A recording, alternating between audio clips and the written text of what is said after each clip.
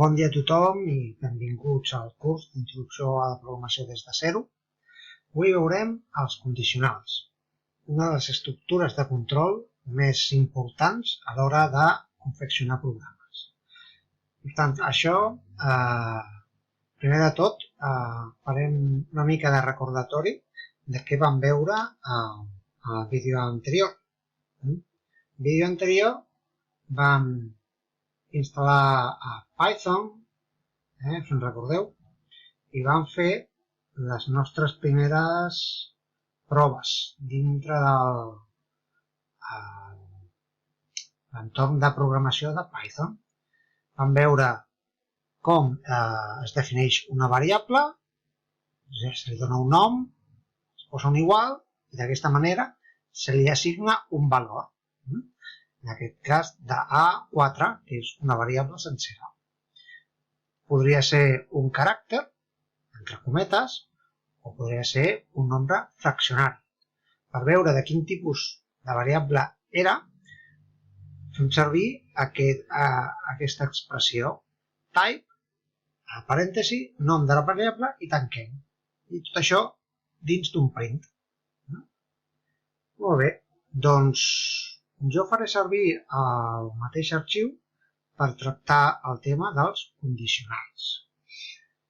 A continuació, els condicionals ens serveixen per distribuir el flux del nostre programa.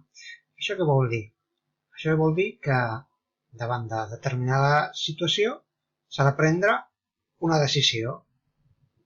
Una decisió que es pren en funció d'uns condicionants.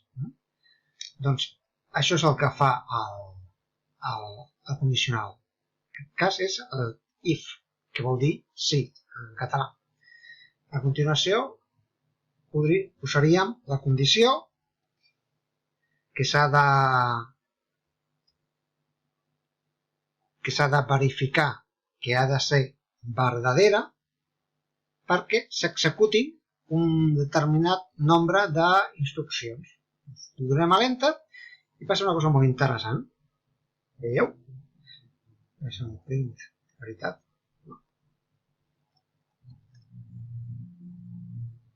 Si això, la condició és verdadera, si això és veritat, i true,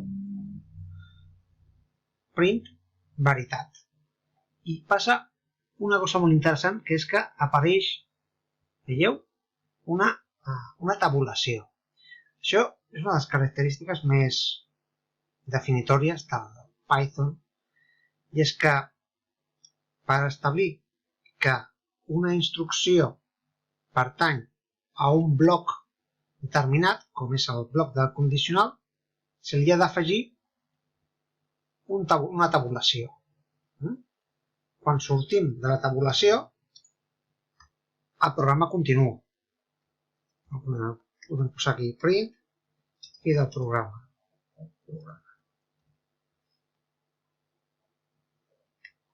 Aquí, per exemple, aquí podríem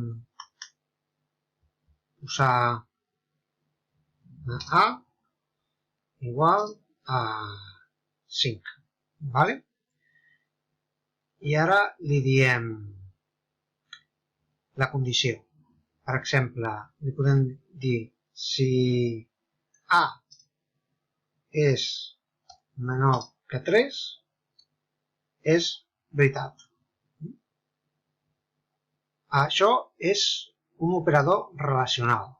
I això, perquè no els conegui, vol dir que aquesta part ha de ser menor que aquesta. Diguem que la boca apunta a la part més gran. I ara veiem si això és veritat executant el programa. Control S, F5. Diu, A és menor que 3? Doncs no, és fals. Per què? Perquè A és 5. Llavors, què fa el condicional? Avalua aquesta expressió si és veritat que A és menor que 3. Com no és veritat, salta i no s'executa aquesta instrucció que hauria imprès la paraula veritat a la consola, sinó que directament va a print fi del programa. Si jo li poso 1, per exemple, Ctrl S F5, em diu veritat, A és més petit que 3. Igualment, s'executa la línia que indica la fi del programa. Ara bé, això es pot complicar una mica més, perquè, per exemple, podem dir bé, però imagina't que jo vull saber si A és més gran que 10, per exemple. Això com ho faríem? Com li donaríem una altra expressió? Doncs fent servir la comanda else if. I aquí posaríem l'operador relacional si A és major que 10 i els dos punts. O sigui, direm, aquí direm veritat que A menor que 3 per identificar cada cosa. I aquí veieu que també li hem de dedicar una tabulació si A és major que 10. I fi de programa.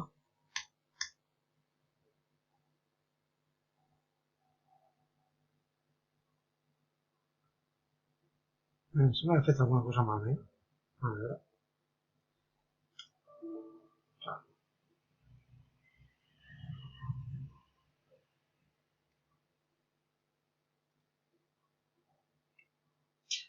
Elif. Ai, perdó,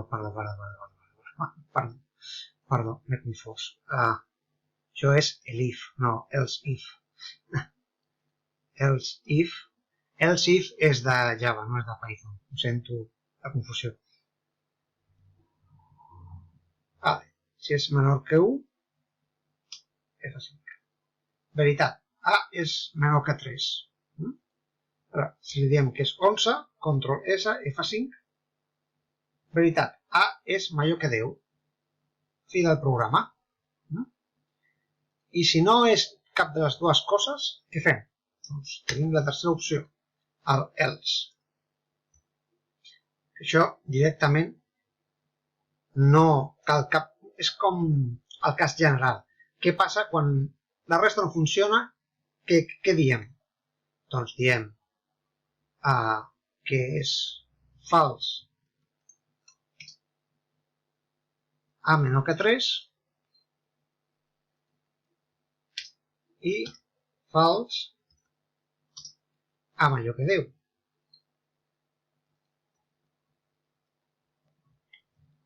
Vale. Quin nombre pot ser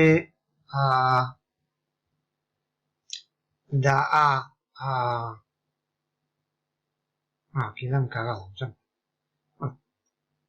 Posem 5, per exemple.